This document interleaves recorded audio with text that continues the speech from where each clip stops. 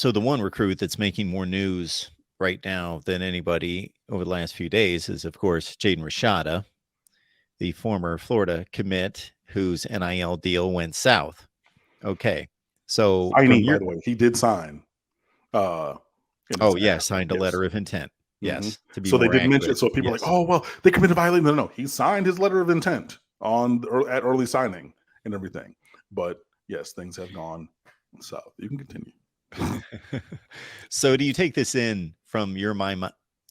Well, you've got a couple different perspectives. You've got the Miami perspective as a fan. You also have more in-depth knowledge of the recruiting game than most.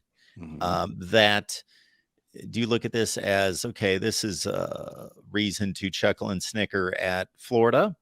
Or do you look at this as this is maybe one example of what is forthcoming on a regular basis and is kind of messed up about this whole NIL process? And I guess it can be both.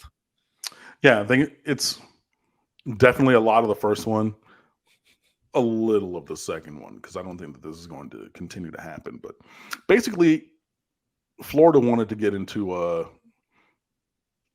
an ego measuring contest, we'll call it, with the University of Miami.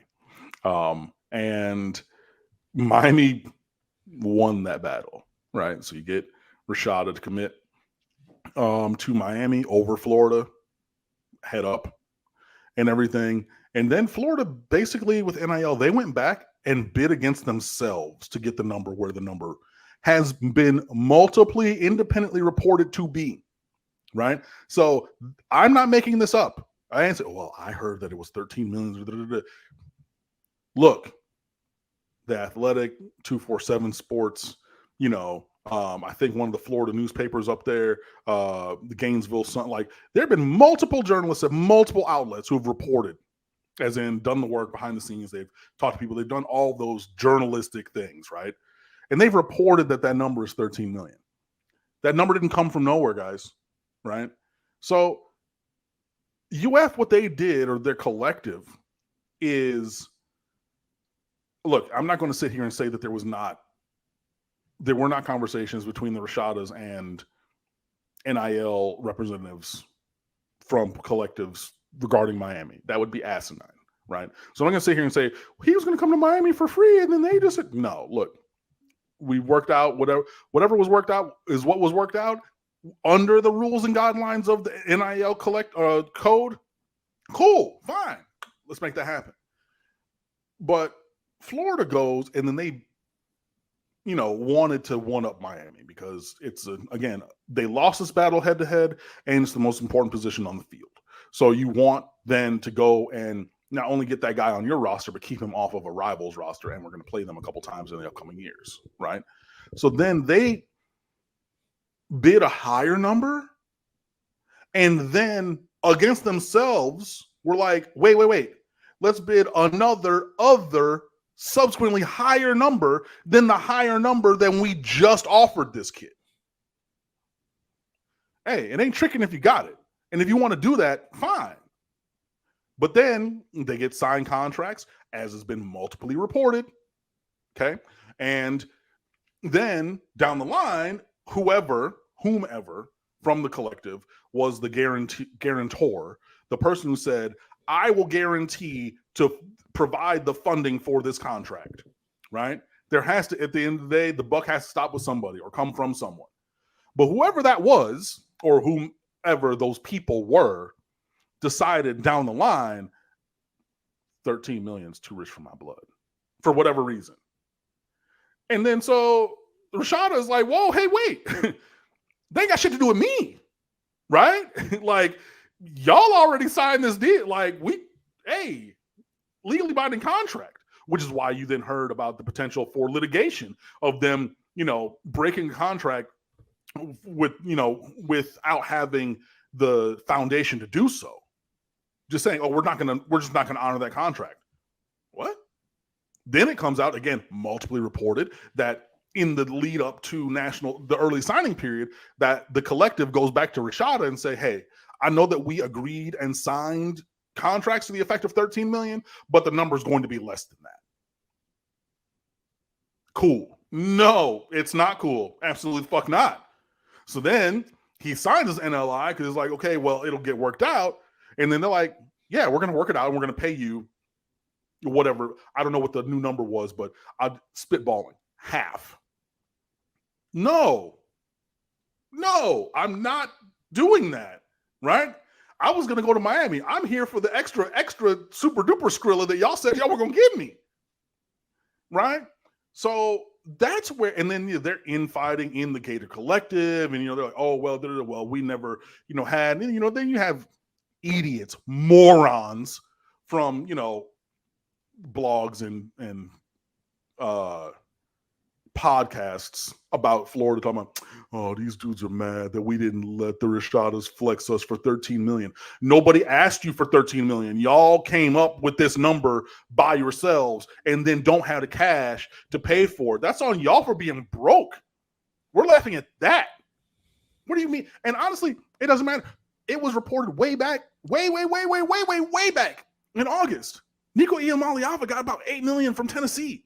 Ain't nobody talking about $8 million Nico. He's on campus, he's doing numbers, and they're having these workouts already, and they're like, yo, this guy looks like the part and everything. But regardless, ain't nobody talking about him because the Tennessee people, they said it's going to be 8. They made sure it was 8. Everything is smooth, hunky-dory, wonderful, good, great, and glorious. That's not the case with the University of Florida. So, I mean, it's a lot where we can, talk about them. I mean, their quarterback position where Rashada would have definitely battled to start or play heavy snaps this year is now looking in shambles where, you got, what's his name? Graham Mertz from Wisconsin as like the guy. Yikes, a million. I wouldn't want that to be my best quarterback in the quarterback room at all. And I don't think that this is going to be something you're going to see time over time, because like you lie once. Why am I going to trust you again? Oh no, we're going to sign a contract. You signed a fucking contract with Jaden Rashada and then came back and said, we don't got it. It's not going to be that money. Like your word is your bond. And if you cannot uphold a signed contract, why am I going to believe you? And you had Florida players or other recruits talk about, oh yeah, I'm going to Florida, not Miami, because Miami money is funny money. They ain't even got the money, but Florida, they're committing to NIL and we're getting everything that we're being promised and da-da-da. First of all, you're getting promised pennies on the dollar because they don't have the kind of cash flow that we have. And secondarily, again, these things have gotten out. I'm not spitballing. I am not saying anything that I have not read because I'm not connected there. I haven't heard anything, right? But I've read all these different reports from all these different entities. Go look it up. Y'all promised this kid 13 million and then said, well, we're just not going to do that because we're, number one, we're poor. Number two, we don't want to. If you didn't want to, look, if you weren't buying, why were you asking the price? I'm not going down on South Beach, right? I'm not going down into Brickell, wherever they're doing these new construction condos, talking about, let me look at the 3-story tall penthouse with the 40-foot ceilings and the right? Because I know I ain't got it. Y'all went and look, oh, well, whatever the cost is, because if you're going to go do that, first of all, either you're just window shopping or you already got enough where whatever it costs don't matter, right? Y'all ask the price because y'all like, okay, we can come up with that. We can make it work. We can, I got checking and savings and all that kind of stuff, right? And then push on the shove, you ain't got it. So like, why were you at Capitol Grill when you got a Burger King budget? You know what I mean? Like, why are you trying to fly to Dubai when you got a Daytona Beach kind of vacation budget? Nah. That's on y'all. That's on them. And that's why I will continue to clown them because, again, all of this is pretty verifiable. That's on them. And I don't think that anybody else is going to try it because if you do what they've done, then you'll be on the Summer Jam screen being made fun of like them. And look, I know that the Derek Lagway kid, the 5-star in 24 quarterback, is saying that, yeah, he's going to Florida and everything. Look, it would stand to reason if that kid is like, how can you make me more comfortable that my NIL status is more secure than Jaden Rashada's? What can you do for that? Because you're going to have to answer that every single time. And look, we don't even, like, Miami doesn't even have to negative recruit this. We don't even have to go into homes and say, oh, well, you know, Florida, they're reneging. It's on the front page. It's made like the Wall Street Journal and the New York Times. Bro, that's on them. But no, this is not going to be a repeatable kind of thing, because no, you have to, you have to operate with a matter of certainty, you know. And can you come back from that down the line? Yeah, but it's going to take some time. This is a really, really big negative for them, and it makes me personally laugh.